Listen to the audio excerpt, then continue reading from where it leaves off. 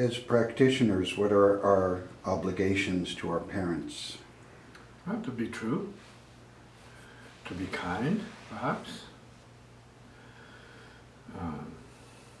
be straight with them,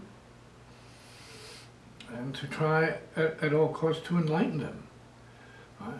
In whatever ways one can do that. And sometimes they need a little help this way and a little help that way. Sometimes they can't see things you can see, right? Depending on their age. Right? They may be becoming feeble or something, so you want to help them. Yeah. Most importantly, family is for enlightenment.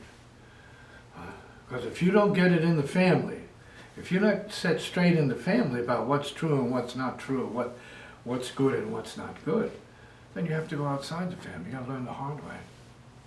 Mm-hmm.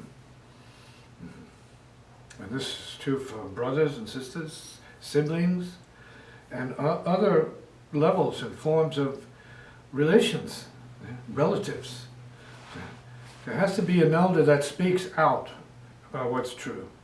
I came from a family culture where there were elders who spoke out, and usually in terms of higher wisdom. Was good for one and all. But I'm not saying that's the law, but that was certainly the case then. Because people I was born to were deeply religious, not the best people, but they were deeply religious people who had an ear for principle, dignity, and they had a heart to help other people. It seems often that the family isn't as open to hearing from someone within it about anything to do with this. Well, that closeness is an issue. See? In the case of, let's say, my mother, she just put it all out on the table there. Speak up, say it, keep it real, don't be afraid to speak out. Okay? And so that as long as there was no real intention to hurt anybody, you had to speak your mind. Right? And everybody should be able to handle it. Right? As sisters and brothers and relatives. We can hear from one another in terms of what our reality is and what the truth is. If there is any such thing to divulge or share or bring forward or reveal what is true. And what if our effort to, let's say, bring peace create conflict? Well, there's already conflict. Assume that it's already. People are conflicted. That's why they won't let you speak. See? Because they're afraid to hear what might be true. And you as an individual have to pick and choose when it's best or wisest to pick a time to set somebody straight. Say, listen, that's not true. Yeah, frankly, hey, that's not true. This is what's true. I know the truth. You're refusing to see the truth. If you have to go that far, then that's what you say.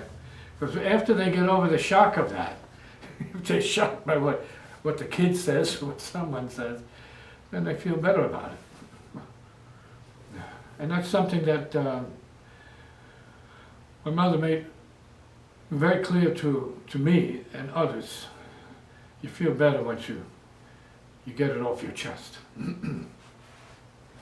And so whether it's right or wrong for anybody else, you got to take what comes with that. But you got to take it off, clear yourself of what your burdens are. Okay? A lot of people in the business I'm involved in come with heavy burdens that they don't talk to anybody about. So I need someone to confide in or someone to talk to. And so I understand that. It's a responsibility I have. See?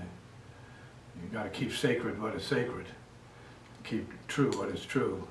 And in some cases you have to keep secret what should be kept secret, if there is such a thing. Okay? And so if there's no openness... you can make openness. Depends on your style. You can create openness. You can make a person open. You can start a conversation with open-mindedness is good.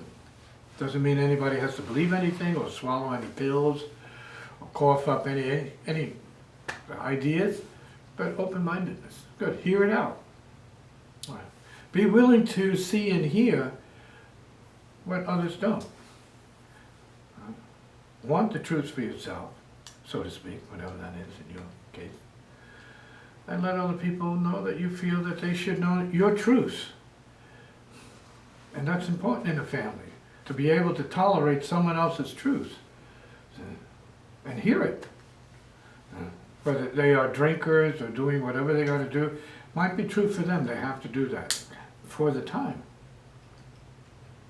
Some people have to go into the military, some people have to join street gangs, some people have to join bands, some people have to go to the office, some people have to deal with cars, some people have to deal with airplanes or whatever. It's true for them. Some people into the computer technology, so there's a whole digital intelligence, so that's true for them. They need to work with that.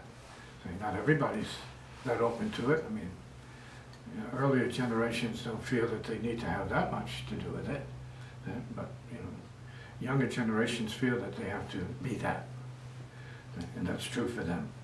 Whether they are able to hear anybody else's truth is a question. We're talking about open-mindedness, a need for truth and intelligence that supports that need for what is true. So, for a family that's, let's say, dying out, where does that family karma go? Does it go anywhere? What karma are you talking about? Let's say a family that's reached its end, there's the last person. Well, you have extinction, right? You have termination. You have the end of a species, and we see that being talked about in the animal kingdom all the time. How many species are dying off because of pollution or poisoning, toxicity, and just no viability for living anymore in this life. Okay? So that's happening all the time. You have endings and you have beginnings. From the darkness, new things will be born.